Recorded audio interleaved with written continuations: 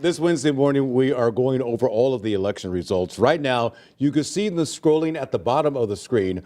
Our top story this morning, though, is a new mayor that is being sworn in to the city of St. Louis. Cara Spencer beat out current mayor Cara Jones by nearly 30 points.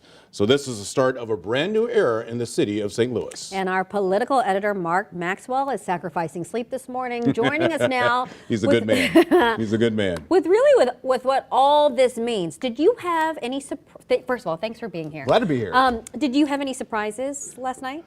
No, I think that really what you saw in the primary bore out again last night in the results. We saw about a 65-35 split, 64-36 in this case.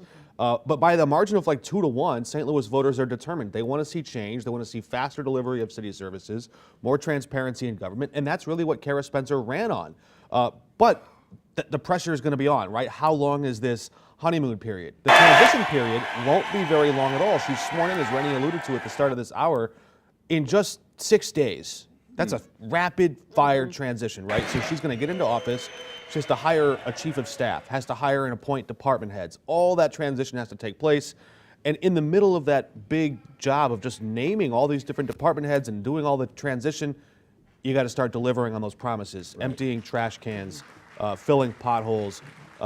Thankfully for her, the weather forecast doesn't have any big snowstorms heading our way anytime soon. But come winter, she'll be tested on that front too. So she's got to fill a lot of vacant jobs at the city of St. Louis. And the city's going to have some budget issues coming ahead. There's that big Rams fight. How does the city spend its share of the Rams money? Right. Yeah. Well, you know, even last night, so Mayor Cara Jones was saying, hey, you're inheriting a lot of great things that I did for this city. That was in her speech. But the thing that what you just mentioned is that she's going to be stepping into a lot of funding issues. You know, Mayor Cara Jones had some historic funding for the city. Sure, and the long-term budget issues like the earnings tax that the city relied on, like a quarter of the city's budget, going away. So yes, it has Rams money. Yes, it still has about half of the ARPA money left to get out the door. But there's a lot of big budget questions. We actually have some of the sound from both of the candidates at their watch parties last night. I want to give you a little flavor of what it felt like on the ground last night. This campaign, this election was about so much more than potholes and trash. It was built on the idea that we can build a downtown that we can all, our region, the St. Louis region, can be proud of. This campaign was powered by the people and was a movement of people. I'm so proud to have run this race because I ran it not for me, but for you. Remember back to 2021 when Mayor Jones was first elected, she ran a campaign called the People's Mayor. Mm-hmm. The problem for her was that once she got into power, a lot of the people that brought her there were little fights here and there. It's just sometimes little personal behind the scenes fights, and it just sort of splintered some of the base, the progressive base that swept her to power.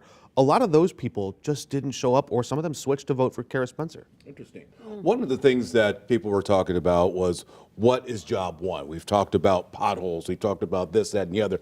Safety is always a big issue out there for so many people. What is she saying right now about keeping the city of St. Louis safe, especially now that we know that state control could take over the police department? Well, it will. That transition's already happening. Just a couple of days, a transition director will be appointed by Governor Mike Kehoe, and then in about 60 days after that, there will be 5 different board members appointed. They'll have to go through the Senate confirmation process. So the mayor will still appoint a Department of Public Safety director, which will look over the programs like cops and clinicians and all the different social supports and violence interrupters, and they'll still do all those community aspect, local community safety effects. But the chief and the police department and the hiring and the negotiating with the police unions, all of that is going to go through a board. The mayor is 1 vote on that 5-member panel. So the dynamics of that are all brand new. We haven't seen that since the Slay administration. All right. Thank you so much for being here this morning. Yeah. Always so insightful. Glad to see you guys. Thank you. Go get some sleep. So our election coverage, it still continues. It's right now on KSDK.com on our 5+ app. You can text the word results to 314-425-5355 and we will send you a link.